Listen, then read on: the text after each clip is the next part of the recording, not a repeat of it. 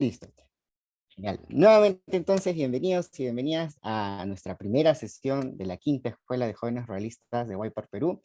Entonces, como les comentaba, teníamos hoy día varias sorpresitas. Ya hemos visto al inicio un poco sobre, nos hemos conocido, hemos hablado también sobre Guaypar, sobre la quinta Escuela de Jóvenes Ruralistas, hemos conocido también al grupo de apoyo al sector rural de la universidad, y luego, en segundo momento, hemos tenido este taller de liderazgo con propósito a cargo de nuestra amiga Angie, también muy amiga de Guaypar Perú. Y ahora, en este tercer momento, queremos también tenemos el gran privilegio de tener a Silvana Vargas, ahorita en la PPT que Sandrita nos va a ayudar a compartir. Vamos a ver un poquito más de ella.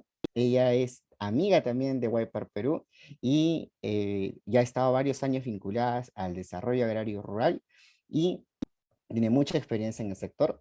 Para los que no conocen o no han escuchado de Silvana Vargas, ella ha sido ex ministra de Desarrollo e Inclusión Social del Perú, aquí entre los años 2020 y 2021. Es docente y directora académica de la Dirección de Responsabilidad Social Universitaria de la Pontificia Universidad Católica del Perú. Es doctora en Sociología Rural y Demografía por la Universidad de Pensilvania y es también licenciada en Sociología.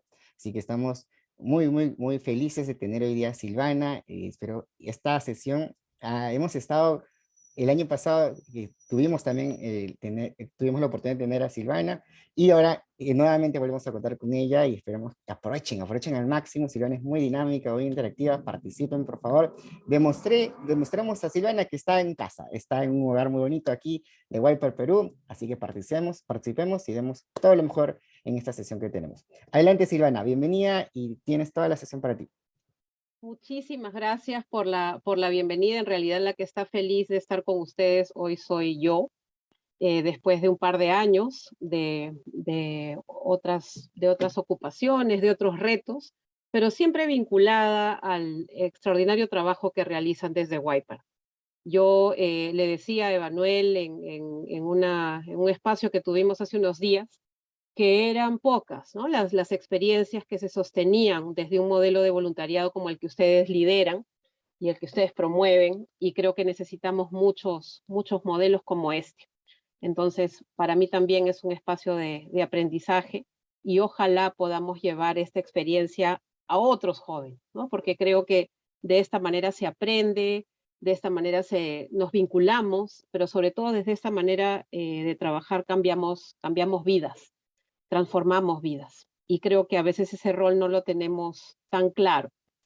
Yo quería empezar la sesión de hoy. Tengo una hora y media. He hecho algunas travesuras, he combinado algunas cositas, porque creo que la sesión, yo estaba escuchando la sesión anterior, muy interactiva, muy dinámica, muy vital, ¿no? Por todo lo que pudieron conversar y compartir. Estaba de espía desde hace ya una hora. Creo que ha sido muy importante el espacio que se ha tenido y creo que así como es importante trabajar nuestras emociones, trabajar cómo nos sentimos, qué nos hace felices, creo que es muy importante. Si no estamos felices nosotros, poco o nada podremos hacer para hacer felices a los demás. También es importante trabajar desde la parte conceptual, desde la parte metodológica, ¿no? O sea, todos esos campos tienen como que trabajar a la par para sentirnos bien, para ser útiles. A mí me obsesiona en la vida sentirme útil, entonces comprendo perfectamente las preguntas que ustedes hacían desde sus experiencias. A mí me ha tocado un tema que puede ser probablemente más duro, más árido, menos menos dinámico de repente, eso pensarán algunos, pero hemos tratado de introducir aquí algunas cositas para que la sesión fluya. Yo he incorporado a lo largo de la presentación varios momentos en los que vamos a poder interactuar, en los que vamos a poder preguntar y reflexionar juntas y juntos, y quería empezar por eh, también algunas imágenes, ¿no? Yo veía la dinámica de la sesión anterior y yo decía, la que voy a hacer yo también tiene de eso. Entonces creo que para hablar quería empezar eh, no solamente agradeciendo la oportunidad, sino haciendo como una precisión. La sesión que me encargaron a mí en realidad se llama Desarrollo Agrario Rural, ¿no? Y es así como lo trabajamos hace 2 años.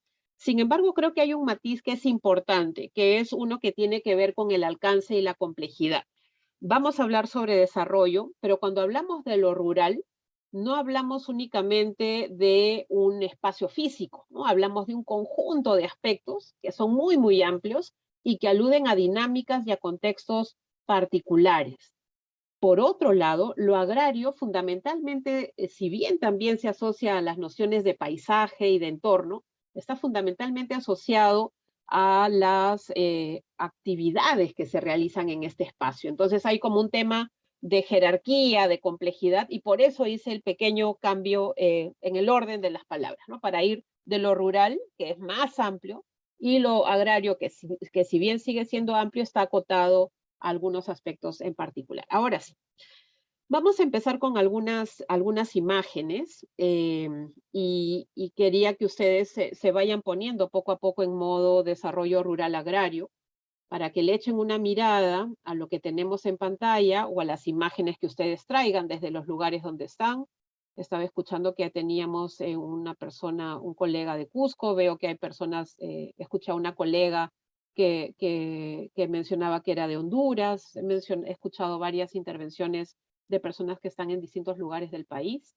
Entonces yo quería preguntarles y pedirles que me ayuden si tienen la posibilidad de compartir con nosotros qué les viene a la mente, ¿no? ¿Qué imagen les viene a la mente?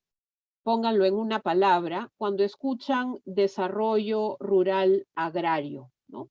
Porque de eso se trata. O sea, ¿qué activa nuestra mente?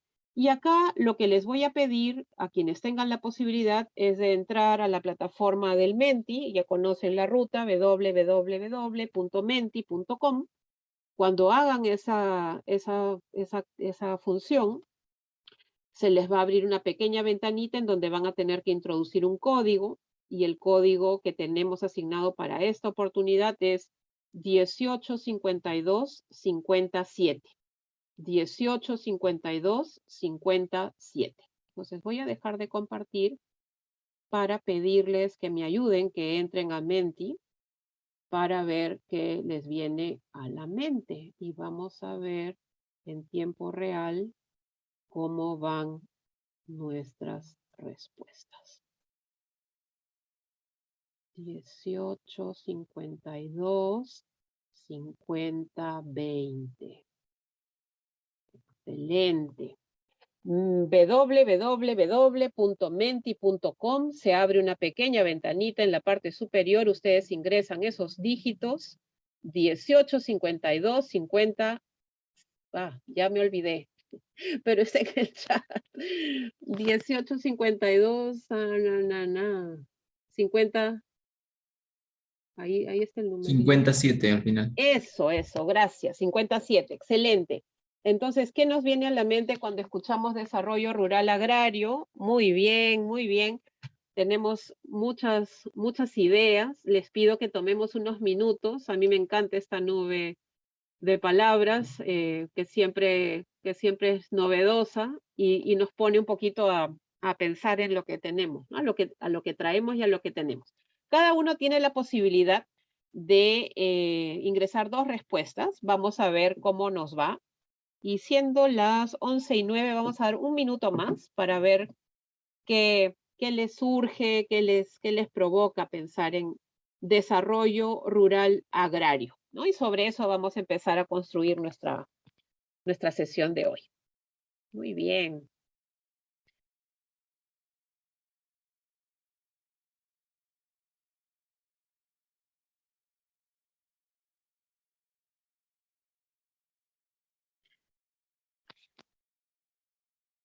Muy bien, excelente. Excelente. Esto luce muy bien. A ver. Si alguien más, por favor, quisiera participar o no tienen la posibilidad de ingresar en este momento a Menti, pueden también usar el chat. Siempre está habilitado como una opción. Ya, okay. Perfecto. Les pido ahora que tomen un minuto para echarle una mirada a lo que está dentro de la nube. ¿Sí? ¿Qué palabras reconocen? Fíjense en las que aparecen en el centro, con letras más grandes, sostenibilidad, calidad de vida, crecimiento, economía, comunidades, ¿no? Y luego las palabras que van apareciendo alrededor, ¿no? Contribución, reforestación, organización, beneficios, producción. Excelente. Muy bien. Entonces, este primer ejercicio sobre qué nos trae, qué nos hace pensar el desarrollo rural agrario, creo que es útil porque nos va a ubicar desde lo que conocemos, desde lo que pensamos, desde lo que traemos, desde nuestra propia experiencia, ¿no? Y las respuestas que ustedes han dado tienen que ver con temas vinculados a procesos como la sostenibilidad, como que tiene que ver, como ustedes saben, con cómo se armoniza la dimensión social, con la dimensión económica, con la dimensión ambiental, pero también con una dimensión de gobernanza para lograr, ante todo, el bienestar, ¿no? El bienestar humano, pero el bienestar humano en armonía con el entorno. Entonces, de eso se trata. Hay también un montón de respuestas que resaltan la importancia del crecimiento, de la agricultura, de las oportunidades para los productores, ¿no? Entonces, creo que el enorme reto del desarrollo rural agrario es conciliar, ¿no? Conciliar esa apuesta por lograr mejores condiciones de bienestar humano territorialmente situadas, pero a la vez generar condiciones en el corto plazo, ¿no? Para los productores, para las productoras que dependen de esa actividad y como sabemos hoy en contexto de crisis agroalimentaria, nos alimentan, ¿no? Esa pequeña producción, esa agricultura familiar es la que nos alimenta. Entonces, vamos a ver algunas ideas en síntesis, pensando siempre en los jóvenes de Wipart que hoy están en el centro de nuestra reflexión. ¿Qué es el desarrollo rural, perdón, el desarrollo rural agrario? ¿No? El desarrollo rural agrario. En primer lugar, el desarrollo rural agrario ofrece a los jóvenes de Wipart, a quienes están participando de esta quinta escuela, la posibilidad de analizar y comprender procesos que están en permanente cambio, aunque algunos de ellos aún permanecen, ¿no? Mencionaba la persona que me antecedió, me parece que Angie, que hay aún muchas desigualdades que enfrentan los productores y productoras en términos, por ejemplo, de acceso al mercado, de comercialización de sus productos, de acceso a asistencia técnica, a oportunidades en general. Entonces, la noción de desarrollo rural agrario nos permite, por un lado, analizar y comprender, pero nos permite ir un poquito más allá, nos permite integrar, ¿no? Integrar a través de diversos modelos de análisis lo que se dice, lo que sabemos y aquellos instrumentos que podemos utilizar siempre, siempre poniendo en el centro a las personas, porque ese es el corazón de un desarrollo rural agrario realmente humano, ¿no? Que pone en el centro el bienestar humano, pero en armonía con el entorno. Pero no solamente es un tema de conocimiento y modelos de análisis.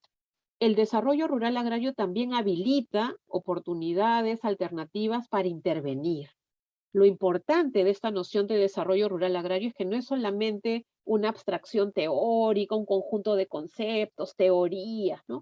Muy complejas, muy lejanas. Lo es, ¿no? Lo es, pero también ofrece un marco para la intervención creativa, para la posibilidad de hacer las cosas de otra manera, frente siempre a las desigualdades. Las desigualdades nos indignan, nos generan frustración, ¿no? Nos generan una reacción. Y eso no debería dejar de ocurrir jamás, ¿no? Uno no debe dejar de indignarse frente a la desigualdad. Y en ese sentido, el desarrollo rural agrario como marco también nos ayuda a integrar elementos del contexto, de la evidencia, de lo que se sabe, de lo que estamos aprendiendo, pero sobre todo, también se mencionaba en la sesión anterior, la voz de los actores, nuestra propia voz, pero la voz de aquellas personas a las que nos debemos, en nombre de las cuales muchas veces queremos y creemos que hablamos, en tanto agentes de cambio, ¿no? Entonces, Angie decía en su presentación que el objetivo de la charla era justamente retornarle a los jóvenes que están participando hoy ese sentido, ¿no? Ese sentido de oportunidad de desplegar liderazgos pensándose siempre como agentes de cambio, que pueden intervenir desde donde toque estar. Siempre es posible intervenir, siempre es posible hacer una pregunta que incomode y genere reflexión. Siempre es posible vincularse con alguien que tal vez no piense exactamente como nosotros, pero que está dispuesto a sumar. Siempre es posible emprender acción colectiva e indignarse colectivamente para cambiar las cosas. Y el desarrollo rural agrario permite ese marco. Y por último, también es fundamental en un país tremendamente diverso como este país que amamos, que es el desarrollo rural agrario, también nos permite reconocer la diversidad, ¿no? Somos un país diverso, eso es un punto a favor y debemos desterrar para siempre la idea de que la heterogeneidad es un problema, es una limitación y que todos tenemos que aprender a trabajar o a pensar con modelos de talla única. No necesitamos modelos de talla única, esos modelos hacen mucho daño porque las sociedades, las comunidades, nuestras microcuencas son esencialmente heterogéneas, ¿no? Y nuestra capacidad para comprenderlas es en realidad la llave que tenemos para hacer el cambio, la transformación que queremos. Entonces, todo esto de lo que estoy hablando, que tiene que ver con el desarrollo rural agrario, se enmarca en un contexto en donde la experiencia de privación de las personas, es decir, el no poder acceder a determinados recursos, inhibe oportunidades. Y eso también hay que tenerlo claro. El Perú es un país que a lo largo de 15 años, fíjense ustedes en las barritas, contando de la izquierda a derecha, las primeras 4, mostraron, tradujeron una tendencia a la reducción. Durante 15 años vimos que esas cifras iban en caída, ¿no? Iban reduciendo. Sin embargo, luego de esos casi 15 años, 20 años de reducción, en el año 2021, como consecuencia de la pandemia, esas cifras incrementaron en casi 9.9 puntos porcentuales en todos los ámbitos. Empiezo por el ámbito nacional, ¿no? El conjunto de barras que está hacia la izquierda. Se ve un incremento en la barra de color turquesa. Ese incremento se ve muy marcado también en el ámbito urbano y también nuestro incremento, aunque menor, en el ámbito rural. Pero ¿por qué es que esto se muestra menor en el ámbito rural? ¿Es que acaso en el ámbito rural no existe la pobreza o no debería considerarse un problema? En realidad no, es un tremendo problema, porque el conjunto de barras que están hacia la derecha de la imagen muestra de manera desagregada cómo la pobreza en el ámbito rural se desagrega en la costa, en la sierra y en la selva.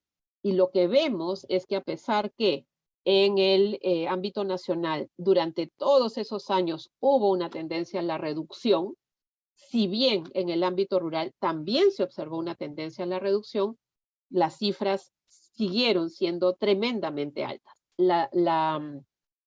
El tamaño, si quieren ustedes, de las barras en el ámbito rural, si ustedes comparan los gráficos, son tremendamente más grandes, más altas que las del ámbito nacional y las del ámbito urbano. Entonces, la persistencia de la pobreza en el ámbito rural se ha dado sistemáticamente a pesar de la reducción que se ha observado, ¿no? Entonces, yo creo que este contexto es bien importante tenerlo en cuenta. O sea, no es que el problema sea solo ahora en el ámbito urbano. No ha dejado de ser un problema en el ámbito rural, ¿no? Yo creo que esa es un poco la manera de interpretarlo y de cómo nos vinculamos a estas cifras, porque sobre esto también tenemos que tener capacidad de respuesta, ¿sí?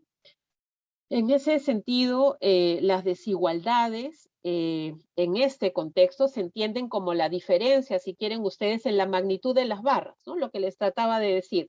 Si tú comparas el conjunto de barras, por ejemplo, en la sierra rural, contra el tamaño de las barras en el ámbito nacional, que les mostré hace un momento, las del ámbito nacional en el extremo izquierdo y las de la sierra rural hacia la derecha, ustedes ven que hay un tamaño distinto de las barras. A eso llamamos desigualdad. A las brechas que existen de manera relativa entre grupos de población. Y esas brechas persisten en varios sentidos en nuestro país. Esas brechas evidentemente se traducen en la falta o en el limitado acceso a oportunidades para la población, oportunidades de bienestar, como hablábamos hace un momento. Esto no es solamente un problema de corto plazo, porque la desigualdad inhibe oportunidades de mediano y largo plazo e impide que la población pueda desplegar sus oportunidades, ¿no? Su oportunidad a aprender, a participar en un espacio de liderazgo como este, a la posibilidad de vincularse con otros actores, a la posibilidad, como dice el enfoque de capacidades humanas, de desplegar sus libertades efectivas, ¿no? Su capacidad real de ser y convertirse en la persona que sueña ser. Ahí se juega el efecto de la desigualdad. Y algo que es bien importante entender es que en el Perú y en general en la región y en el mundo, no hablamos únicamente de un tipo de desigualdad, hablamos de desigualdades en plural, porque hablamos de desigualdad de género, desigualdad económica, desigualdad política, desigualdad territorial, y eso se potencia en algunos casos, ¿no? Entonces, en un estudio que hicimos hace un tiempito sobre jóvenes rurales, pudimos ver aquí cómo se distribuían, por ejemplo, los jóvenes varones, jóvenes rurales, varones y mujeres, en, por ejemplo, quienes ni estudiaban ni trabajaban, lo ven ustedes en el grafiquito en las barritas de la izquierda, aquellos que se dedicaban al trabajo familiar no remunerado, básicamente al trabajo dentro de casa, y aquellos que poseían algún tipo de empleo. Y fíjense ustedes la diversidad en las barritas, ¿no? No se ven muy bien porque el contraste no es muy feliz hoy, no le di suficiente contraste a esto, pero se ven las diferencias, ¿no? Las mujeres dedicadas a determinado tipo de actividades mayoritariamente, esto no es nuevo, y los varones en otro tipo de espacios. Pero eso no es solamente en ese sentido que hablamos de desigualdad. Si una joven rural es mujer, va a enfrentar privaciones, va a enfrentar una falta de oportunidades. Si esa mujer joven habita el ámbito rural, eso va a ser mayor, ¿no? Si es mujer y está en el ámbito rural, estamos fritos. Si es mujer y joven y está en el ámbito rural, estamos más fritos. Si es mujer joven y es indígena, es decir, no habla español o no habla bien español, esa desigualdad se va a potenciar. Y si además, por ejemplo, esta persona experimenta una condición de discapacidad por alguna razón, olvídense, ¿no? Entonces, a eso se llama el entrecruzamiento de las desigualdades. Las desigualdades no se suman, no es un 1 más 1, o un 2 más 2, o un 3 más 3, sino que es un 2 por 2, o un 3 por 3, o un 5 por 5, ¿no? Entonces se potencian y al potenciarse el efecto es mucho mayor. Y en ese sentido, dado que estamos hablando de desarrollo rural, yo creo que es bien importante, aunque seguramente lo han visto y ahora que vamos a conversar lo vamos a poder reflexionar, eh, el enfoque, yo les decía, va cambiando, nos va nutriendo, pero esto es de alguna manera una línea de tiempo del enfoque de desarrollo rural. Y es que este inicia en la década de los 50, cuando todavía ninguno de nosotros había nacido. Ya había un énfasis muy fuerte desde la economía en particular para entender el desarrollo como básicamente el tránsito de la sociedad tradicional a una sociedad moderna, que era lo deseado, ¿no? Una ruta directa, unidireccional, que está acompañada por el enfoque modernizador. Ese es el punto que está detrás. Una economía de subsistencia que pasa por algunas condiciones, entre ellas el acceso al mercado, la tecnología y la educación, a ser una economía moderna. Y ese era el enfoque que estaba detrás. En nombre de eso se realizaron teorías, se diseñaron intervenciones, como una en la Hacienda Vicos, en Ancash, en donde una universidad norteamericana vino, se le concedió trabajar en la Hacienda Vicos y con un conjunto de intervenciones intentaron probar con personas, de verdad, seres humanos, su teoría de que con educación, tecnología, era la época de la Revolución Verde, en donde los grandes extensiones de monocultivos se promovían en todo el mundo, en realidad se aspiraba a convertir a esa comunidad en una comunidad moderna. El tiempo nos enseñó de que en realidad las cosas no funcionan unidireccionalmente ni jamás operan bien por imposición. Entonces pasaron los años y se empezó a trabajar desde una lógica más de economía agraria, toda la racionalidad de la pequeña producción. Decía bien Angie, ¿no? No hay que enseñarle a un productor de palta o a un productor de papa o a un productor de maíz cómo cultivar o cuándo. Ellos tienen un saber tradicional, local, indígena, muy valioso, que están para darnos clases magistrales a nosotros. Sin embargo, no existen oportunidades para que ese intercambio se dé, ¿no? Ahí se refleja, por ejemplo, la desigualdad. Eso pasó en la década de los 70, un énfasis mucho mayor en el reconocimiento de los productores como agentes racionales que toman decisiones racionales. Y en los 80, parece que estoy haciendo arqueología del desarrollo rural agrario, y sí, pues un poquito es arqueología. En el 80 se empieza a trabajar de manera muy, muy fuerte, gracias al surgimiento de las organizaciones sociales de base, las nociones de participación y empoderamiento. Vienen entonces desde hace 40 años, ¿no? ¿Cómo hacer, cómo desplegar el liderazgo, la capacidad de organización de las poblaciones rurales? Entonces, ¿qué implica eso, no? ¿Desde dónde podemos activar esa participación, ese rol?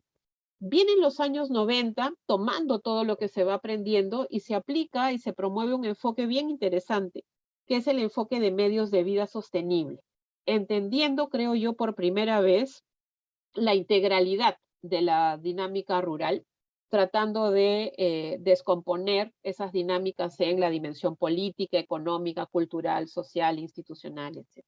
Muy potente. Pasan los años y en el año 2000, con el inicio del milenio, hay un quiebre en la reflexión sobre el desarrollo rural y surge el enfoque de la famosa nueva ruralidad, que lo único que dice en esencia es que hay procesos de cambio y transformación y que lo urbano ya no es puramente urbano y lo rural ya no es puramente rural. Hay una serie de grises, digamos, o de espacios intermedios entre ellas el surgimiento de las ciudades intermedias. Pero esto yo no se los tengo que contar, ustedes lo conocen, ustedes lo han visto. Entonces, la teoría va como un paso detrás de la realidad, ¿se dan cuenta? Entonces, todo esto va cambiando con anticipación, con mucha anticipación, mucho antes de que la teoría finalmente le dé un nombre, lo estudie, lo analice y lo comprenda y lo publique.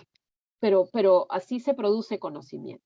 Llega el año 2000, 2004, 2005 y ahí aparece un texto que en mi opinión es emblemático, un primer texto sobre desarrollo territorial rural, que le imprime a la reflexión sobre desarrollo rural esta perspectiva territorial, ¿no? La capacidad de entender la heterogeneidad.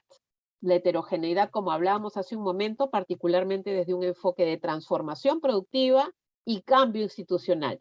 Y nosotros le hemos añadido y de reconocimiento intercultural, ¿no? Entonces, ese es el matiz del desarrollo territorial. Y hoy contamos con una herramienta que viene de otro lado, pero que también se complementa, que es la Agenda 2030, una plataforma asumida globalmente por los países con compromisos hacia el desarrollo humano y sostenible al 2030 en torno a los 17 objetivos de desarrollo sostenible, ¿no? Esa es una ruta rápida, un poquito injusta de cómo ha ido la evolución del pensamiento, un poco para refrescar y para poder aterrizar en la nueva ruralidad. Miren todo lo que se ha publicado sobre la nueva ruralidad, ¿no? Esta aproximación que hace un giro a la manera como comprendemos lo rural desde el reconocimiento de los procesos de cambio, ¿no? De cómo lo pensamos, de cómo lo incorporamos y sobre todo de cómo nos vinculamos desde la acción. En ese sentido, en síntesis, porque yo lo que quiero es escucharles a ustedes y estoy desesperada porque eso pase y ya va a pasar ahorita, en síntesis, la nueva ruralidad en 5 puntos supera la dicotomía del urbano-rural. Ya no nos es suficiente, ¿no? Lo urbano no es puramente urbano, lo rural no es puramente rural, no nos da esta dicotomía para comprender la complejidad. Lo segundo, la nueva ruralidad hace explícita la incorporación de la noción de pluriactividad, es decir, ustedes lo saben, un productor no se dedica únicamente a producir maíz o a producir papa o a manejar, ¿no?, sus distintos pisos ecológicos, no.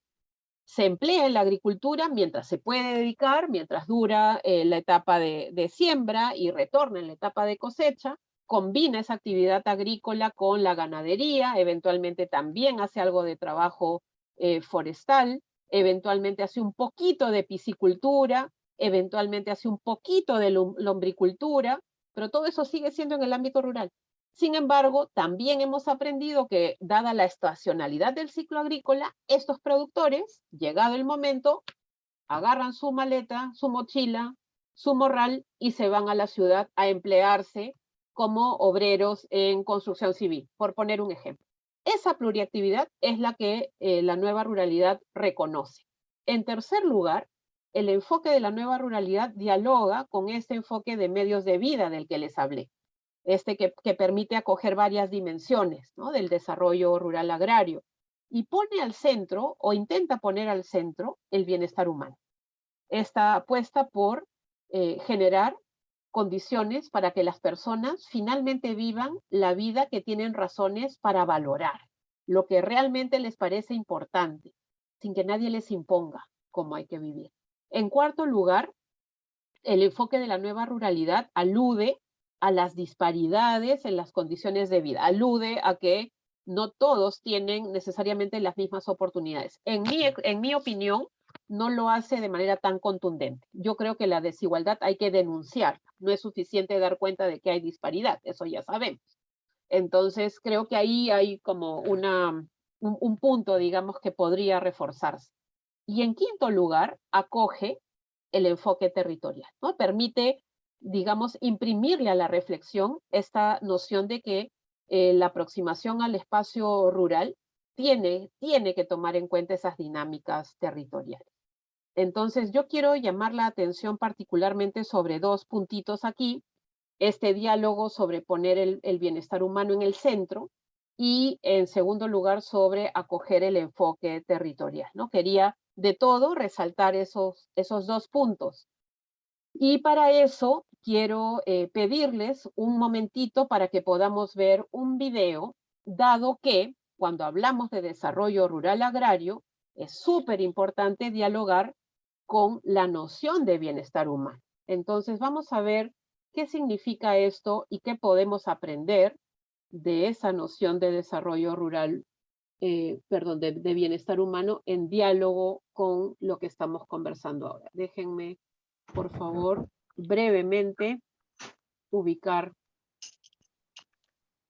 el audio y habilitamos el video. Vamos a internet. Vamos a sacar la pestaña que está acá.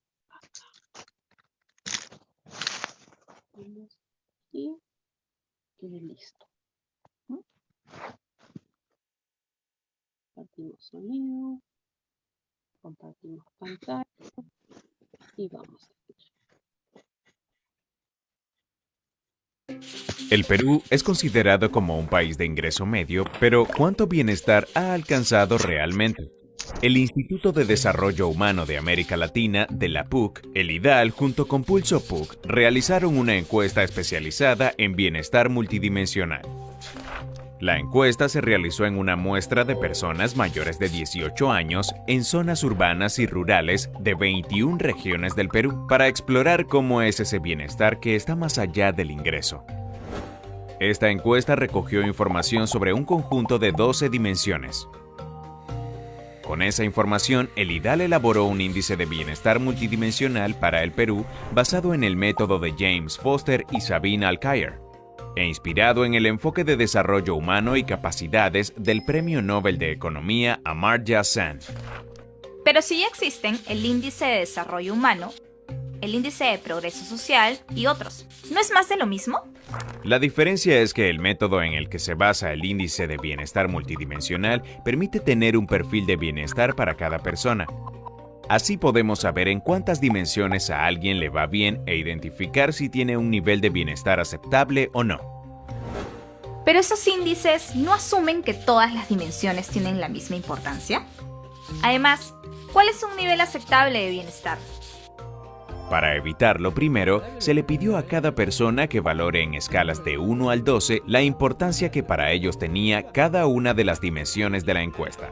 Además, se les preguntó a las personas en qué medida consideraban que eran verdaderamente libres para vivir sus vidas. Con esta información se establecieron los pesos de cada dimensión y se definió que un nivel aceptable de bienestar se da cuando una persona está bien en por lo menos 6 de las 12 dimensiones. Los resultados muestran que aproximadamente 1 de cada 2 peruanos mayores de edad no alcanzan un nivel aceptable de bienestar. Además, se observa que los hombres están en una situación mejor frente a las mujeres y que las poblaciones urbanas están en ventaja con relación a las rurales. Interesante, pero esos resultados ¿no son como meter un montón de cosas distintas en una licuadora? No, de hecho, este índice también permite reconocer cuáles son las carencias que afectan más a las personas que no alcanzan un nivel aceptable de bienestar. Con este estudio, el IDAL apuesta por dar voz a las personas para generar una reflexión compartida acerca del bienestar y sus dimensiones. Conoce más sobre el índice de bienestar multidimensional para el Perú escaneando el siguiente código QR.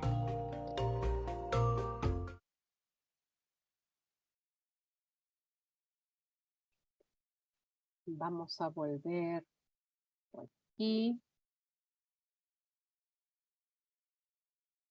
Entonces, lo que el video sugiere es una manera alternativa a la aproximación al desarrollo, ¿no? A lo que es el bienestar humano como corazón de esa apuesta por el desarrollo rural agrario también.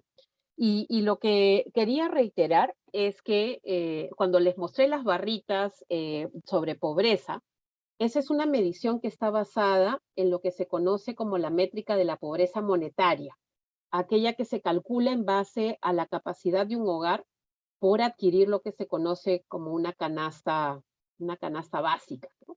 Esa canasta básica tiene un valor más o menos de 378 soles por persona al mes y contiene alimentos, pero también contiene productos no alimenticios, digamos. Entonces, se compone a través de una fórmula esa canasta y se calcula la pobreza monetaria.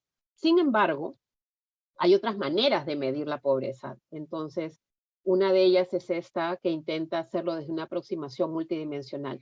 No es únicamente el ingreso, no es solamente la capacidad de acceder a una canasta de alimentos, sino es la capacidad de estar bien en una serie de dimensiones.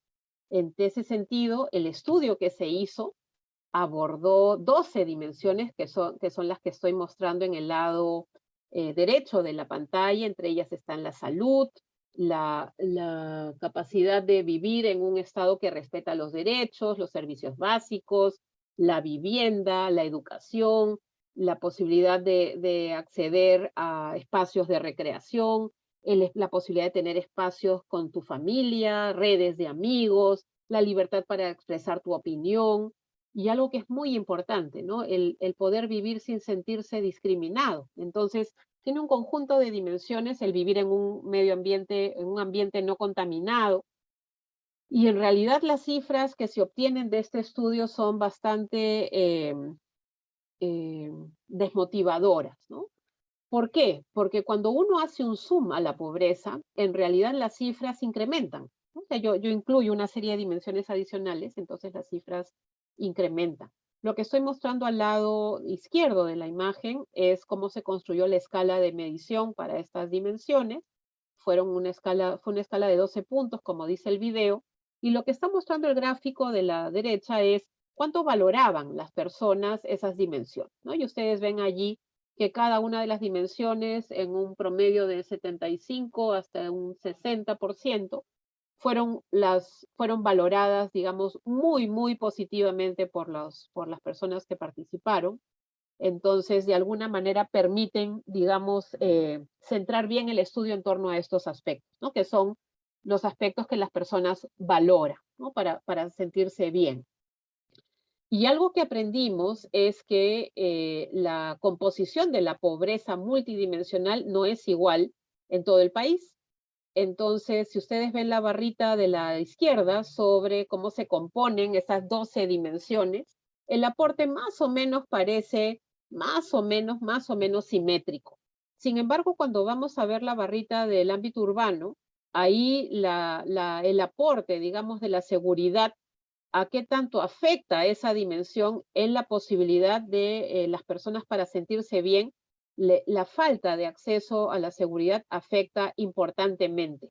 Lo hace también el acceso, la falta de acceso al agua y saneamiento, ¿no? Parecen ser determinantes. En el caso del ámbito rural, la seguridad no parece tener ese peso, ¿no? Sin embargo, lo que sí tiene un peso fundamental es el acceso a lo que vamos a llamar un paquete de servicios.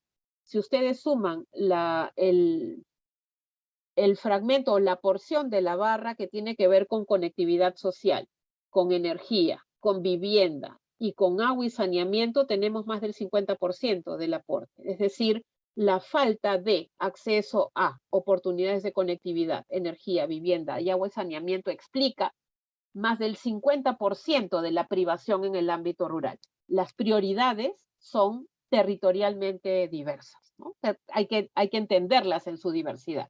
Por eso es que las recetas de talla única no nos ayudan y nunca nos han ayudado. Es ahí donde yo quiero finalmente pasar a ustedes, ¿no? Porque yo creo que acá de lo que se trata no es de lo que yo diga, sino de lo que ustedes piensan. Entonces, ¿qué aspectos he hablado de desarrollo rural, del matiz que tiene el desarrollo rural agrario, de la nueva ruralidad como una aproximación y del bienestar multidimensional como una aproximación complementaria para entender estos temas? ¿Qué les ha llamado la atención de lo que les he dicho? Acá dejo de compartir para poder finalmente escucharles. Josefina, buenos días. Hola, creo que mi compañero levantó primero la mano. Yo veo Bruns. primero tu mano. Ah, ya. Bueno, entonces iré. Nada, muchas gracias por la exposición que estuvo muy, muy interesante. Y mi pregunta era como una curiosidad de cómo así la nueva ruralidad dialoga con el enfoque de los medios de vida sostenibles, ¿no? O sea, me da mucha intriga porque creo que sí comprendo más o menos cómo es que el enfoque de los medios de vida, como por así decirlo, te da herramientas para identificar distintos tipos de capitales que están a disposición, bueno, de la persona, del actor, y cómo esta persona los combina también en el marco de un contexto en el que está inserto o inserta, ¿no? También como pensando en cambios que hay en los ámbitos rurales y etcétera. Mm, digamos, eso cómo se relaciona, cómo dialoga tanto con la nueva ruralidad, que es un enfoque que también te permite ver cambios, no en estos ámbitos, pero como que no me termina de conectar mucho por ese lado. Y creo que por ahí va mi pregunta. No sé si he sido clara. Sí, entiendo que tu pregunta tiene que ver con cómo se vinculan en qué punto se vinculan estos enfoques. ¿Es Ujú, correcto? ujú, ¿O de qué sí, manera realmente se complementan? Ok, claro. voy Ujú. a eso enseguida. Vamos a escuchar a Bruns y luego a Aldair.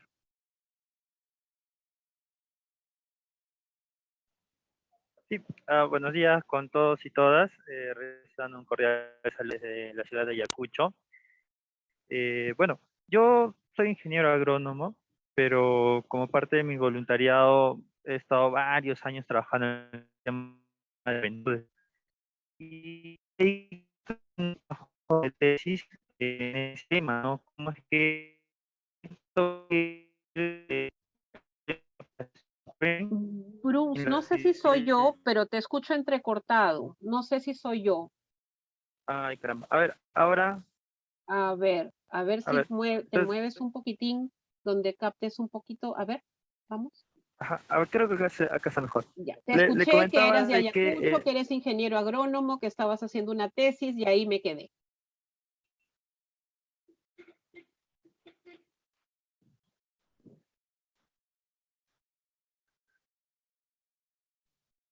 Hola.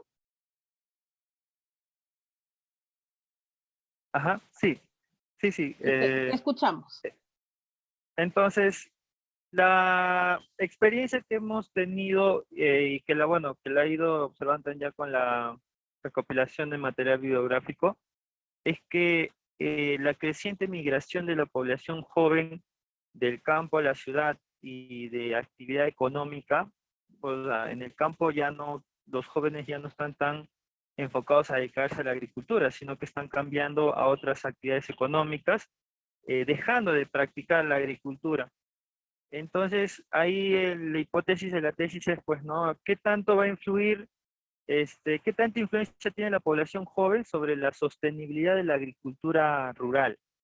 Que, si bien es cierto, hay todavía varios, ah, se mantiene la premisa de que igual el joven practica la agricultura, hace la agricultura, pero en la práctica hay distritos rurales, ¿no?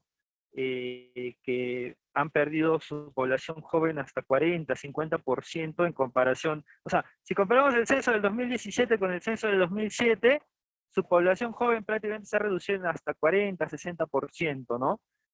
Cuando salimos a campo a veces,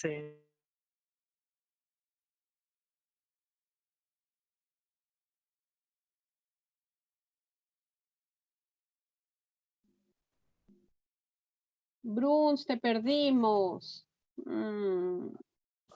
Bueno, vamos a ahora, darle... Ah, ¿dónde estás? ¿Estás desde otro? Ya. Sí, dale, dale. Termina, por favor, tu intervención.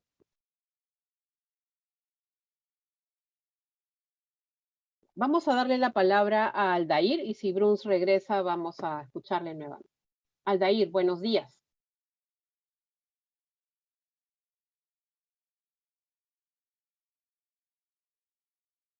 ¿Qué tal? Buen día. ¿Se me escucha? ¿Qué Sí, tal? Aldair, te Sí, escuchamos. agradecer por la ponencia, ¿no? Es muy importante también conocer cómo es que el desarrollo agrario rural va a ayudar mucho a la productividad y competitividad de nuestro país, ¿no? Y fortalecer mucho el ámbito rural que nosotros tenemos. Relacionándolo con la experiencia que yo estoy viviendo, estoy trabajando en proyectos de planes de desarrollo local concertado de varios distritos.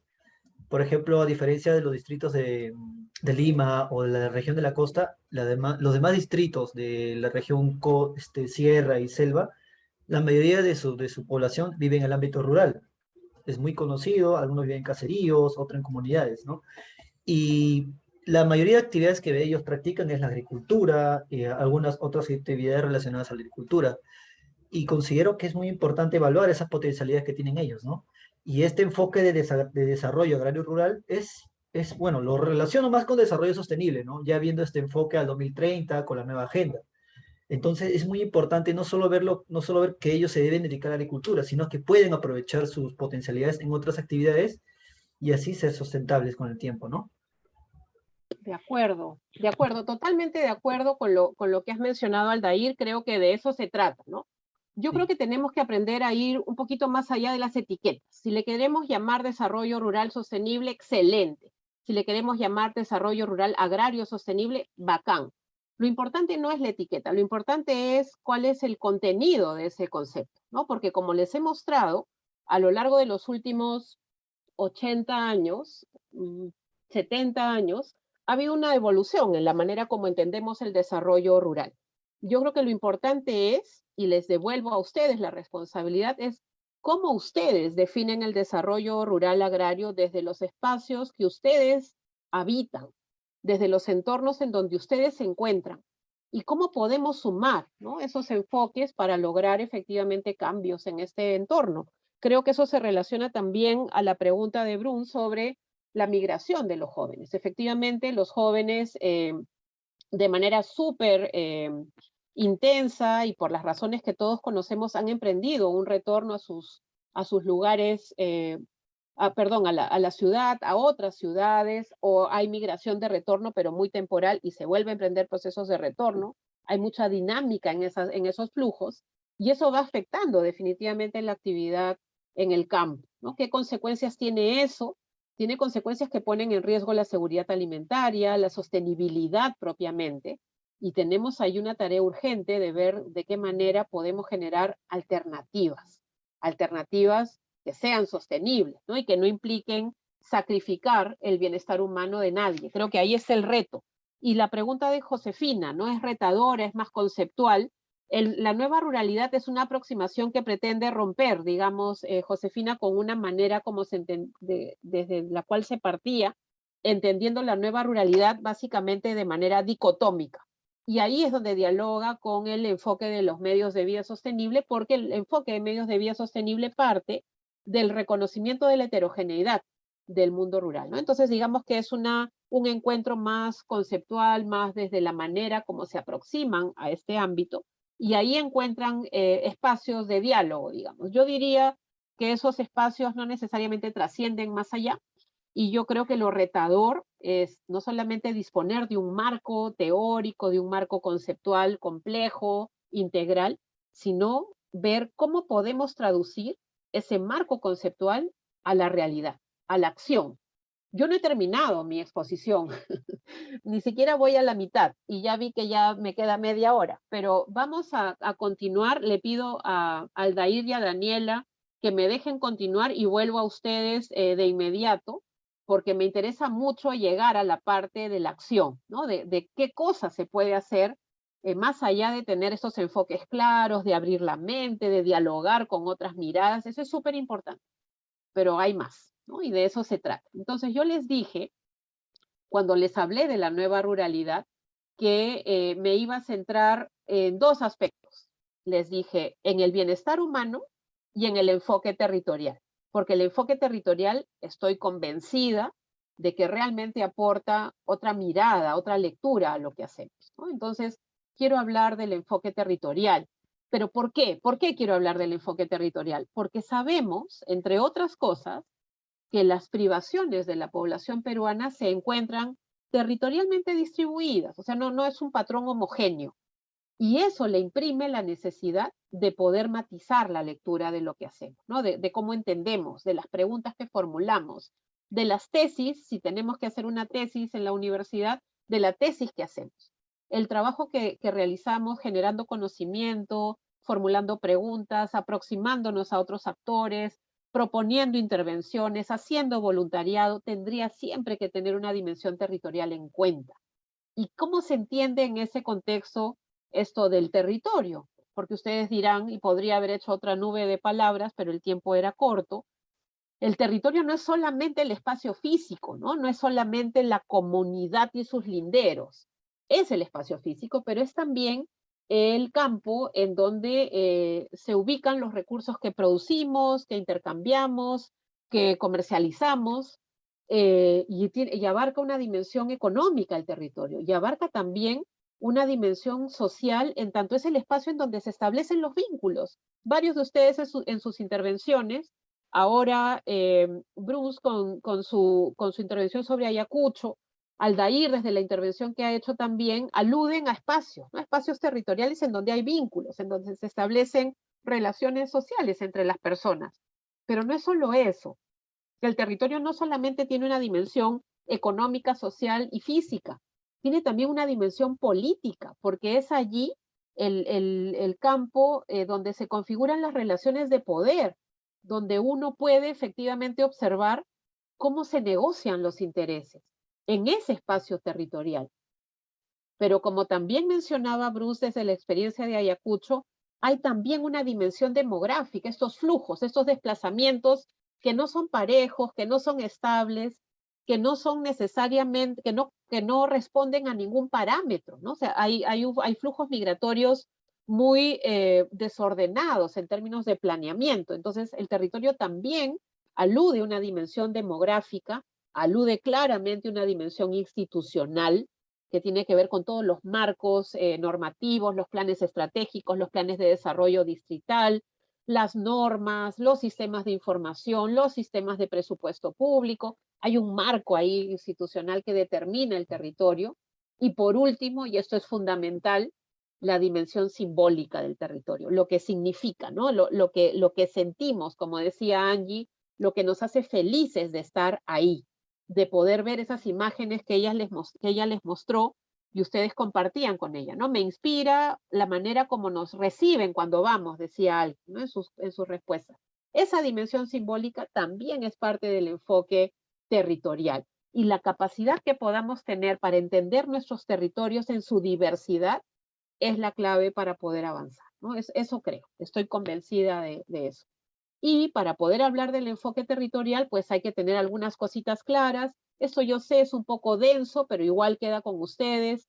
Si quieren leer un poco más a través de los colegas de Wiper, podemos facilitar de repente algunos textos complementarios.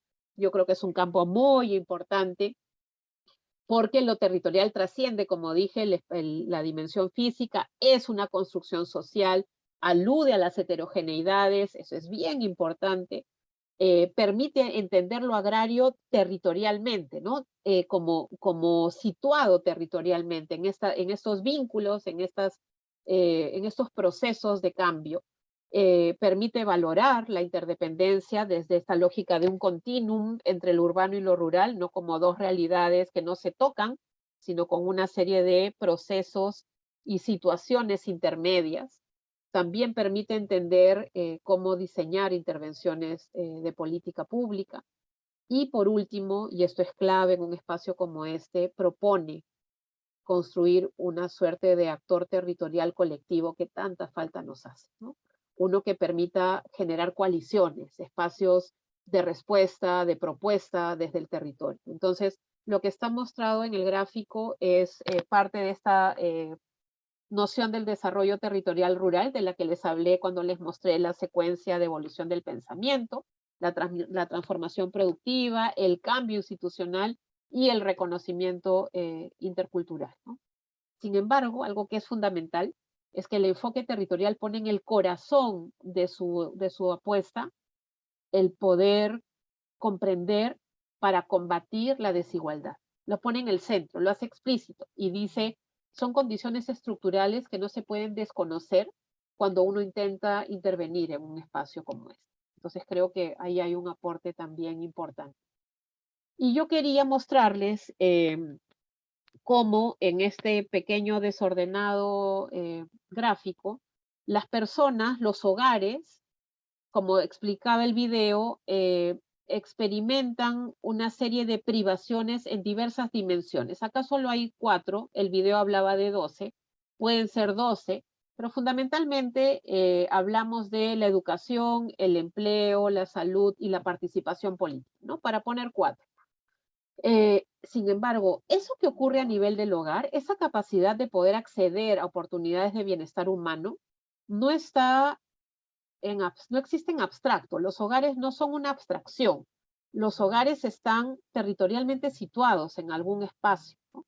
en algún paisaje. Y ese paisaje, a su vez, es afectado, en algunos casos es determinado por dinámicas que no tienen que ver con el hogar, que están a otro nivel. Las dinámicas, por ejemplo, de flujo con las ciudades o intercambio comercial con las ciudades, o dinámicas de contaminación del medio ambiente, o dinámicas institucionales que afectan, por ejemplo, con la configuración de la oferta pública en un paquete de servicios públicos, por poner un ejemplo. Entonces, ese contexto de dinámicas que afectan los hogares es donde entendemos nosotros el aporte y el rol de la dimensión territorial, de cómo todo esto afecta la vida de las personas. No es posible hablar del bienestar de los hogares de pequeños productores sin tener en cuenta el entorno y las características del entorno en donde están. Y ahí es donde colisionan las desigualdades territoriales con las desigualdades individuales, ¿no? Porque nuevamente se potencia. En ese contexto, hay una serie de factores que gatillan el enfoque territorial, brevemente, el disponer, por ejemplo, de una economía diversificada, el contar con diversidad de vínculos con el espacio que ejerce el poder, el flujo de intercambio con las ciudades intermedias o la capacidad de la inversión pública de intervenir de manera oportuna y pertinente. De la misma manera, lo que he tratado de mostrar en estos gráficos es que esos mismos factores, si no se dan o se dan de otra manera, dejan de tener esos colores más intensos y se opacan, se convierten en factores que limitan el desarrollo territorial, ¿no? Si la economía está fundamentalmente centrada en algún recurso, es poco diversificada, o no hay espacios de vinculación con el poder, o la inversión pública es insuficiente, deja de ser un factor gatillador y por el contrario, se convierte en un factor inhibidor o limitante. Entonces, lo que el enfoque territorial nos ayuda es a incorporar como jóvenes también trabajando en estos temas, nos permite preguntarnos en torno a estas cositas, ¿no? Por ejemplo, las intervenciones que estamos realizando, por ejemplo, las experiencias de voluntariado en las que estamos trabajando, o la tesis que estoy realizando para obtener mi título, mi grado académico de bachiller en economía agraria, o en antropología, o en ciencias de la gestión, o en ingeniería, o en agronomía. ¿Responde a una situación real? ¿Incorpora de alguna manera el conocimiento local? ¿Estoy generando algún mecanismo para escuchar esa voz? ¿Esa intervención, ese voluntariado, esa tesis, ese proyecto, es considerado realmente importante por la población? ¿En qué medida ese voluntariado, esa tesis, ese proyecto prevé el desarrollo de capacidades? ¿Va a instalar algún tipo de aprendizaje o de interaprendizaje? ¿Y de qué manera dialoga con apuestas mayores, ¿no? Con otras apuestas de política, de desarrollo rural? ¿Y en qué medida, esto es bien difícil, esas intervenciones o proyectos o tesis o voluntariado involucra realmente a otros, ¿no? Creo que eso es bien importante tenerlo en cuenta, ¿no? Ver de qué manera ese enfoque territorial permite preguntarnos de otra manera aquello que queremos saber. Entonces, dicho todo lo que he dicho sobre lo territorial, ¿qué estrategias, esta pregunta vuelve a ustedes, qué estrategias en este contexto, sabiendo esto y teniendo el privilegio de poder conocer, de poder leer, de poder investigar, de poder vincularse, puede aportar, puede influir en las estrategias que pueden liderar los jóvenes en general? ¿Qué estrategias pueden liderar los jóvenes a favor del desarrollo rural agrario, desde el rol que ocupan, desde el lugar en donde están? Ahora les escucho. ¿Qué estrategias? ¿Qué se puede hacer? Todas las ideas son bienvenidas.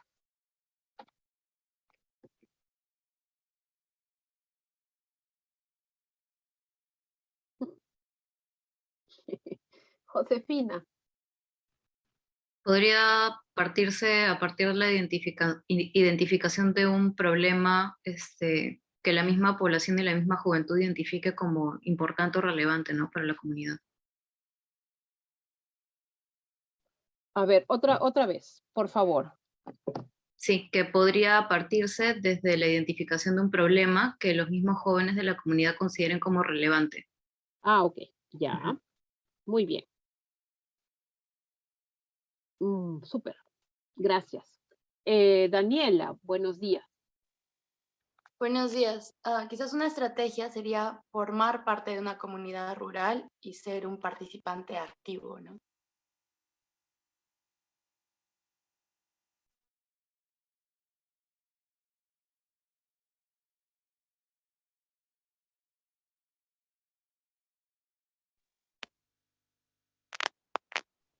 Un participante activo, el vínculo con las comunidades. Aldair. Complementando lo que dijo mi compañera, identificar problemas o debilidades y a su vez también identificar sus fortalezas, ¿no? Es como un mini FODA de esa área o región, área rural, para hacer proyectos. Excelente. Ahí en el chat también hay un aporte vinculado al rol que se puede jugar desde los jóvenes para aportar en los procesos de planificación.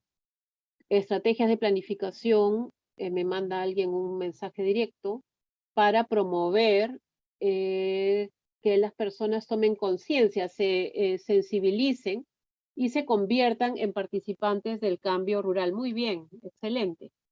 Vamos con Yasmín. Dale, Yasmín. Buen día, ¿qué tal? Bueno, desde mi punto de vista y algunas experiencias que he tenido en campo, considero que también se debe revalorar y repotenciar, ¿no? El hecho de los niños y también el tema de los jóvenes para reducir la migración que tienen, ¿no? Y lo otro es que, si bien es cierto, en muchas comunidades rurales se producen, sin embargo, no se enseña una cultura de administración ni de los recursos económicos ni de los recursos ambientales. Entonces eso genera también un retraso en ellos mismos, ¿no? El hecho de que no puedan crecer económicamente como ellos dicen o como les gustaría, ¿no?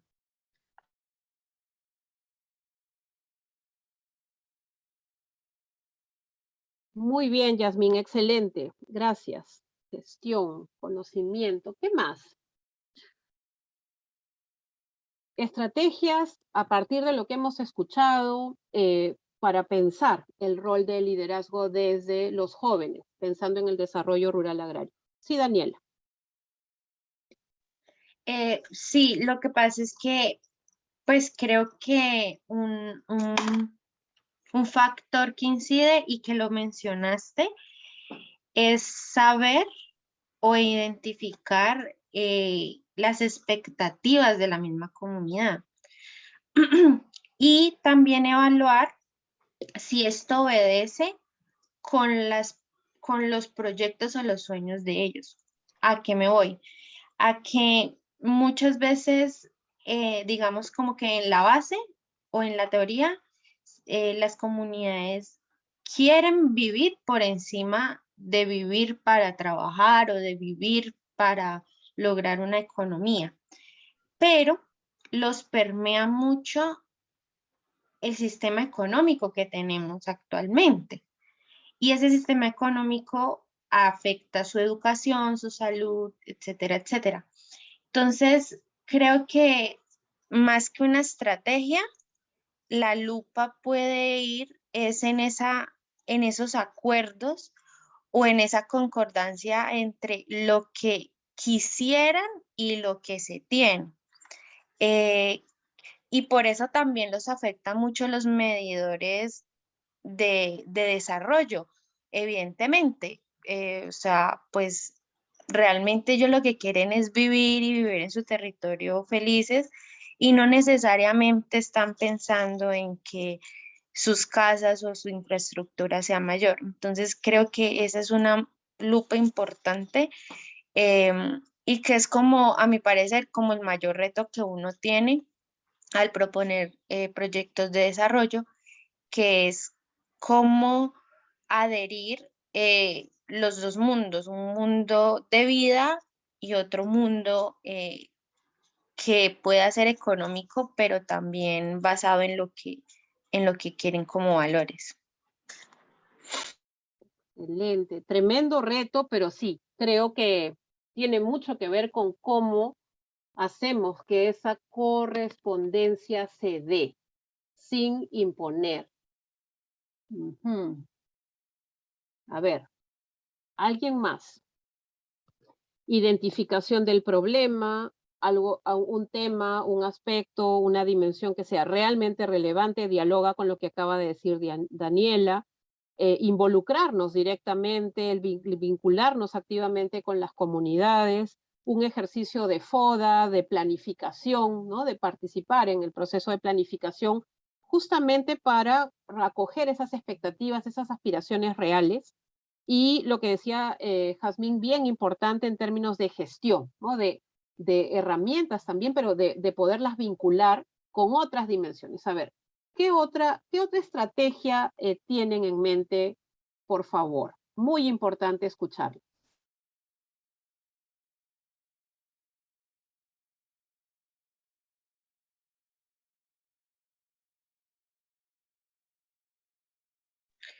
Creo que también podría ser el trabajo interdisciplinar y no solo interdisciplinar, sino entre lo empírico y lo académico. Eso nos cuesta muchísimo. Gracias, gracias.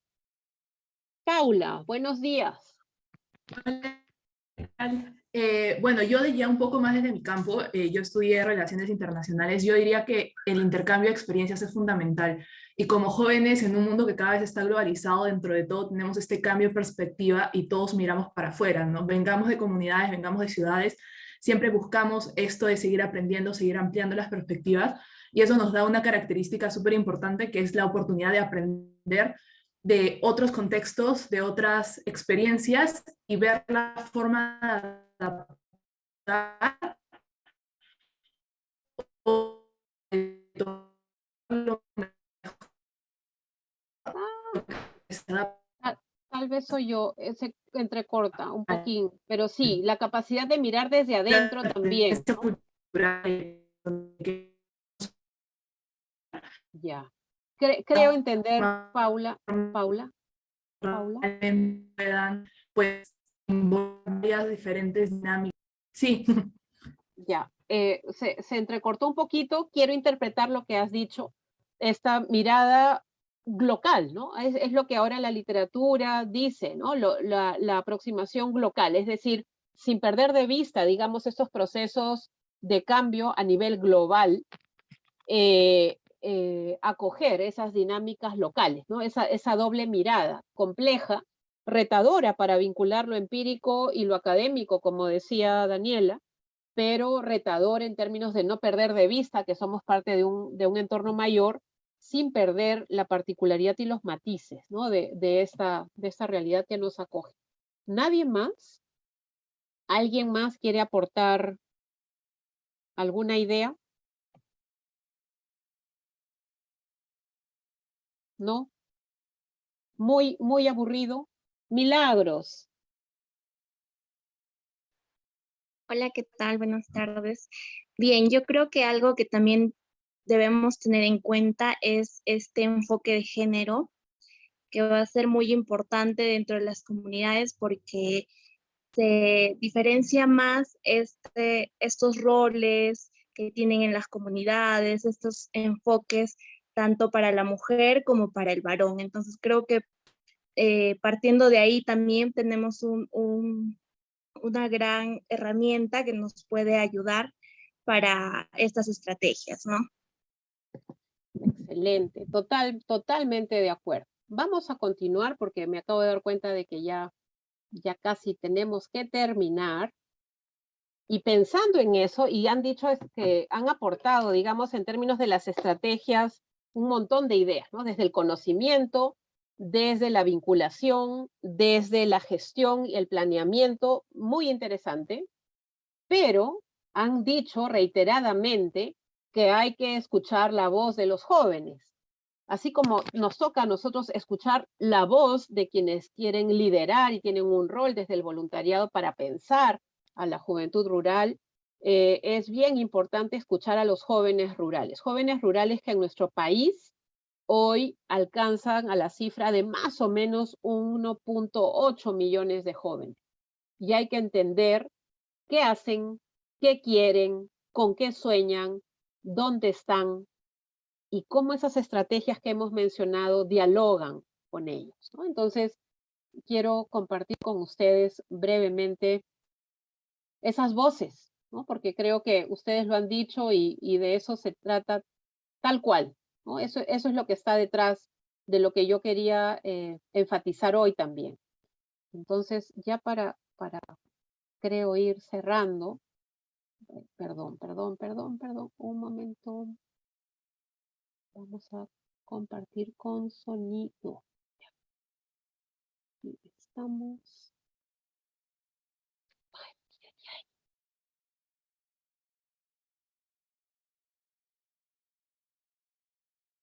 La voz de los jóvenes. Acá. Y acá. Y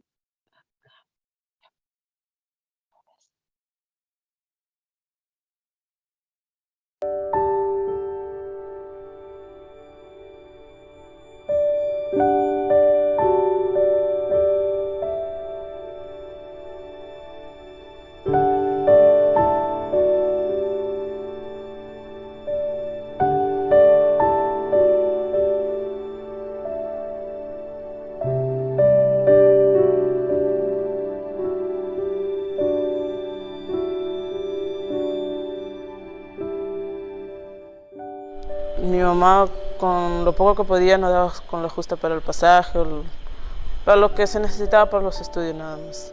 Entré a beca 18 porque yo viajé un fin de mes, si no me equivoco era en noviembre o en diciembre, a alquilar mi vestido de promoción, para la fiesta de promoción.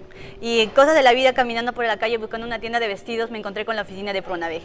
Mi zona, en mi provincia Nieva, se había creado lo que es producción agropecuaria, ¿no? La carrera de instituto. Entonces mejor decidí para poder viajarme allá y estudiar y trabajar con los productores. Para poder salir de mi lugar de origen opté por el servicio militar. Y es así como llego a la ciudad de Lima y me acojo bajo los brazos de la Fuerza Aérea. Creo que hemos sabido ser fuertes porque más que nada por la educación, ¿no? Porque es algo bien duro trabajar, estudiar y peor que nuestros papás nos apoyan y todo eso. Me gustaba así la chacra y todo, ¿no? Me gustaba desde muy pequeño así los cultivos de la sierra, lo ponía y probaba. Lo que yo quisiera es tener compradores allá en nuestro lugar nomás para poder vender, pues, apoyar a mi comunidad que siga creciendo con nuevos proyectos de agricultura, porque también me dedico a la agricultura, siembro cacao, naranja, plátano. Estudié la carrera de telemática. Ingresé, bueno, ya la terminé la carrera, 3 años de estudios. He tenido logros durante la beca, como también tuve logros dentro de la institución de la Fuerza Aérea. Aliarme a las autoridades más o menos que netamente están para ayudar a los productores. También formo parte de algunas organizaciones como es la Red de Organizaciones Indígenas Ñujanchik, Manonijeno, Xáninca. Como representando a la organización también formo parte del Consejo Provincial de la Juventud de Huamanga. Vas a empezar a hacer así, empezar buenos proyectos, así, acogiendo que se llama buenos profesionales que son de cada área. En el primer puesto, desarrollando un prototipo hardware y software para el monitoreo de calidad de agua. Quizás crear alguna empresa que podamos sacar el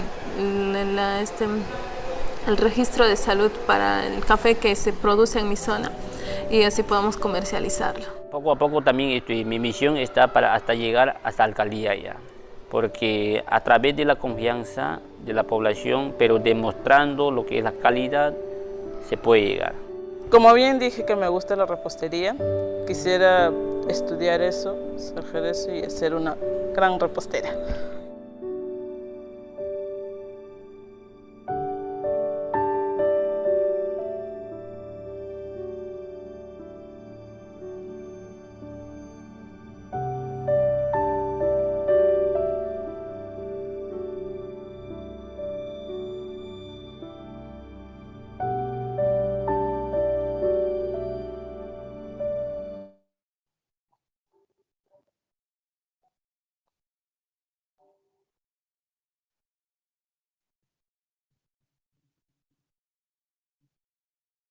Bueno, como decíamos hace un momento, escuchar esas voces es vital, ¿no?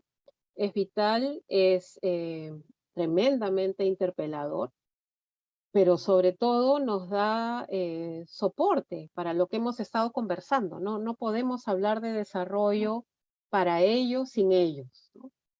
Y creo que allí hay enormes pistas para podernos vincular, para podernos repensar. Y como dicen ustedes, pensando creativamente desde lo que se puede hacer. Cada uno de estos 6 jóvenes ha iniciado una ruta, una trayectoria que implica que se vinculen de otra manera, entendiendo las cosas de otra manera, buscando espacios, oportunidades. Yo creo que de eso se trata en esencia el desarrollo humano, el desarrollo rural agrario, ¿no? Entonces, ¿qué nos permite pensar esto? Y ya vamos de salida, pero vamos a tratar de cerrar bien. Si hubiera que pensar en una propuesta de acción, ¿no? Si esas estrategias de las que nos han hablado ustedes, gestión, planificación, vinculación, generación de conocimiento, hubiera que pensarlas, la pregunta aquí es ¿cómo generar esos puentes con la juventud rural?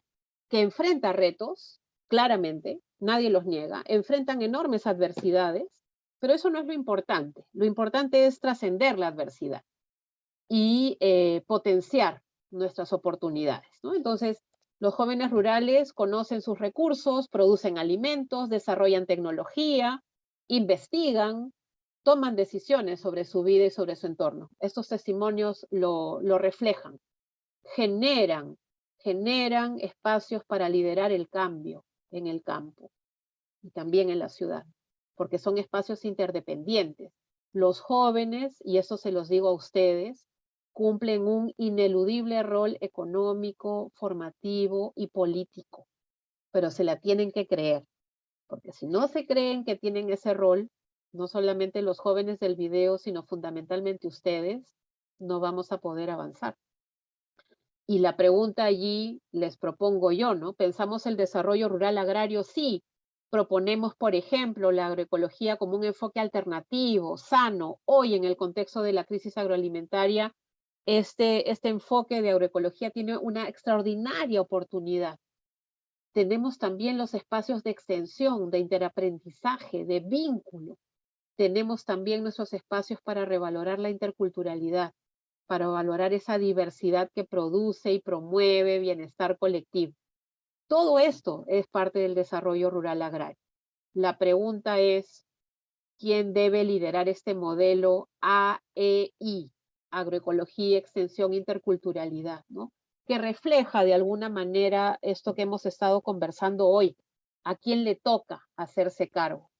Y yo creo que si diseñáramos un proyecto, una intervención, habría que considerar que esa estrategia de intervención debería plantearse el rol que los jóvenes, ustedes, pueden jugar en procesos como, tal cual lo dijeron ustedes, no tengo que añadir nada, en la planificación, en el seguimiento, en la evaluación, en la gestión, decía Jazmín, en la gestión de este entorno, de este conocimiento importante, en la búsqueda de mecanismos para articularnos productiva y comercialmente, también lo dijeron, en la promoción y fortalecimiento de las organizaciones.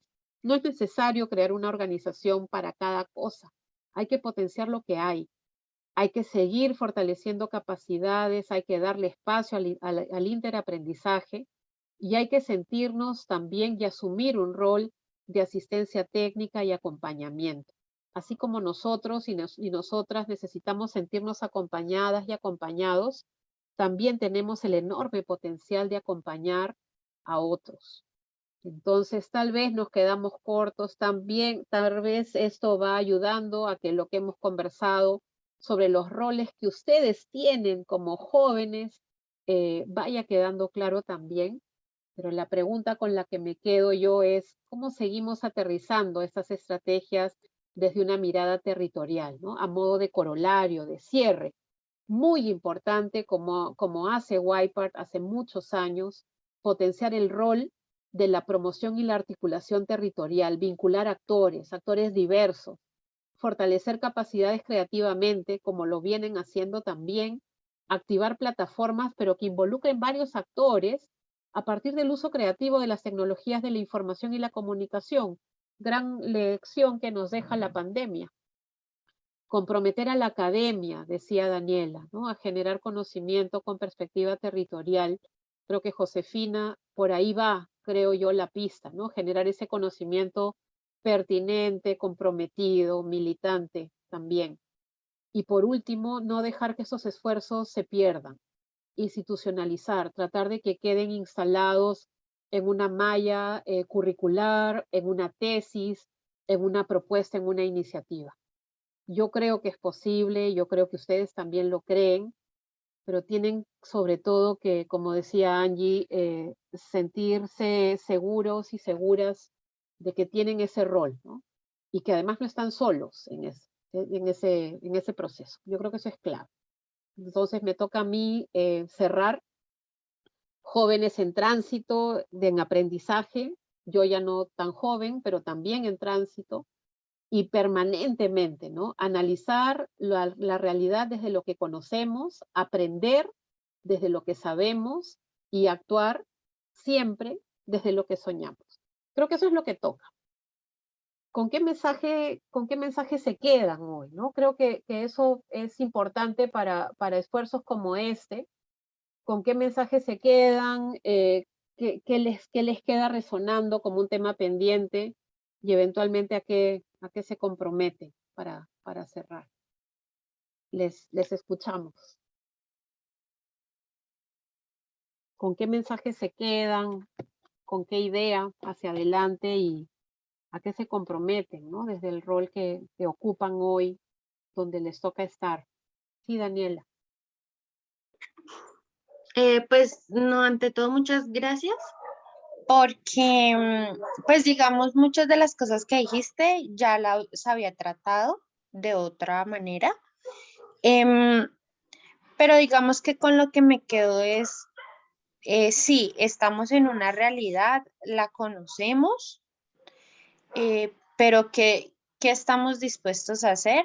Y sobre todo, ¿qué tanto? Porque pues hay algo muy bonito en la juventud, y es el querer cambiar, el querer como tragarse el mundo, que es lo que de verdad como que le da vida a la humanidad, y es la juventud. Pero pues uno va avanzando y se da cuenta que que eso no es tan, no es tan realizable. Me he dado cuenta también que toda la parte rural y la parte comunitaria, más que una respuesta hacia los demás, es hacia uno. Es más un crecimiento personal que querer cambiar en sí las cosas. Dicho esto, creo que o por lo menos es lo que yo he venido encaminando, y es uno, también lo mencionabas, y es pónganle el nombre que quieran, pero el mensaje más allá es, no tenemos el límite, o sea, no todo está hecho, no está al 100%, todo tiene una variable, todo es diferente, y bajo esa diferencia pues se construye. Entonces, creo que otra de las tareas que tenemos como jóvenes en la parte académica es romper el límite de lo que está escrito que hacemos como profesionales. Creo que cuando rompemos esa barrera y entendemos más allá de lo que podemos hacer como profesionales, es como un primer paso. Y otra de las cosas es pensar diferente, pero también ese pensar diferente conlleva el hacer cosas diferentes. Entonces, tenemos, o bueno, en mi realidad, en mi mundo, hay muchos jóvenes que no se conectan con otras personas, no se conectan con otros mundos, y creo que ahí está el chip. Creo que si estamos llamados acá, muchos jóvenes, es porque conectamos de otra manera y con otras realidades. Entonces creo que eso sería como lo que Excelente. tendría por decir. Gracias por esa reflexión, Daniela. No sé, muchísimas gracias. No sé si hay alguien más. Es un poco, estamos hablando de vincularnos, de pensar de otra manera, pero yo me siento tremendamente solita con las ventanas todas cerradas. Ya nos vamos. Vamos a ver si hay alguien más que desee aportar, contribuir. ¿Con qué se quedan? ¿Con qué mensajes se quedan de lo que hemos conversado en esta hora y media? Si hay algo que quisieran decir o no les ha inspirado seguramente otra idea, otra reflexión. ¿No? Ok. Entonces ahora ya veo que ya nos toca cerrar. Entonces lo último que quería compartir es... me apena un poquito que no haya habido intervenciones al final, pero bueno, sospecho que es por el tiempo. Nuestros mayores recursos para repensar, ¿no?, el desarrollo rural agrario seguirán siendo nuestros territorios, nuestros jóvenes, ustedes, la agroecología como una potente alternativa, el conocimiento y la cultura. Y yo creo, aunque reitero, ya no soy tan joven, aún quiero cambiar el mundo, no deberíamos hipotecarlos, ¿no? No hay que transar, no hay que renunciar, hay que hacernos cargo. De eso se trata la vida. Entonces, yo les agradezco mucho la oportunidad, el espacio. Quedo siempre como una aliada incondicional de Waypar y paso a retirarme porque ya es la hora. y les agradezco mucho. Muchas gracias por el espacio y la oportunidad. Bueno, agradecerte también por la participación, pero Belén acaba de levantar la mano. ¿Gustas escucharla un momentito? Sí. ¿Cómo estás, Silvana? ¿Qué tal? Un gusto conocerla por este medio y de verdad muchas gracias por su presencia, porque nos ha expuesto de verdad en forma muy ilustrativa todo el tema pues de la territorialidad, pero más allá de ello me ha parecido bastante interesante el índice del bienestar multidimensional, ¿no? Porque es un enfoque nuevo que ahora los alumnos y nosotros los que estamos participando como mentores podríamos muy bien tener en cuenta, ¿no? Ya que los proyectos de desarrollo agrario rural efectivamente contempla como objetivos, ¿no? El tema de reducir la pobreza, por ejemplo, en las comunidades, o mejorar sus cadenas productivas. Yo creo que es una buena herramienta que vamos a tomar en cuenta y la verdad que nos gustaría más adelante quizás en las clases poderle invitar para que nos pueda dar una capacitación o de repente exponerlo, ¿no? Porque vamos a tener seguramente en la currícula una parte que podemos conversar sobre ese tema. Perfecto. Muchas gracias, de verdad. Yo ya tengo la experiencia de ser mentora el año pasado y de verdad que para mí participar en Waypar, como lo dije en la sesión de la mañana, una sola palabra es crecimiento. Crecimiento porque yo soy comunicadora social, por ejemplo, pero también ahora estoy aprendiendo de otros temas vinculados al desarrollo sostenible, el desarrollo agrario, la agricultura sostenible. Entonces, la verdad que interactuar también con los jóvenes y juntos lograr este propósito de diseñar un proyecto DAR, de verdad que para mí lo transmito como crecimiento. Así que muchas gracias, Silvana. Y bueno, la esperamos tener nuevamente. Siempre que me llamen ahí estaré incondicionalmente. Muchas gracias. Cuídense mucho. No dejen de soñar, pero a la vez toca hacerse cargo, ¿sí? Entonces, no bajen la guardia y asuman su rol potente, poderoso de jóvenes líderes. Muchas gracias, que estén muy bien. Chao. Gracias, Silvana. Y antes que te nos vayas, Silvana, por favor, un ratito, la fotito ahí del recuerdo. Sí, una fotito. Sí, por favor, ahí para Okay. Yo también tomaré una fotito. Ajá, entonces, pero veo encendamos las cámaras, por las favor. caritas. Muy bien, Ahorita Excel. prenden, Ahí estaban. Claro, ahí están escuchando ahí siempre. Estamos escuchando. Claro, tenemos a todos. Y gracias, Silvana, nuevamente me has vuelto a inspirar un año más aquí en Waypar Perú. Escucharte es muy, muy bonito por toda la experiencia que tienes y sobre todo la forma como nos explicas, ¿no? Me encanta no solamente ver la parte teórica, sino ya, ¿qué hacemos, no? Y sobre todo cómo podemos aplicarlo en la vida real aquí en nuestras comunidades. Así que gracias, Silvana, por eso. Ahora sí, tenemos más gente ahí que está al tanto. Nos tomamos la foto entonces, a la cuenta de 3, ¿ya? Ahí está Aldair, ahí está Gilny, Jonathan, Boris, perfecto. A la cuenta de 3, 1, 2 y 3. Una más porque tengo dos filas o dos galerías, a ver, una más por acá. 1, 2 y 3. Excelente. Ahora sí, Silvana, si puedes quedarte secretarial, si no, también ya, muchísimas gracias. Por ahí apareceré de incógnito. Muchas gracias. Cuídense mucho. Excelente. Chao. Cuídate. Gracias, Silvana. Hasta pronto. Nos vemos, cuídense. Chao, chao.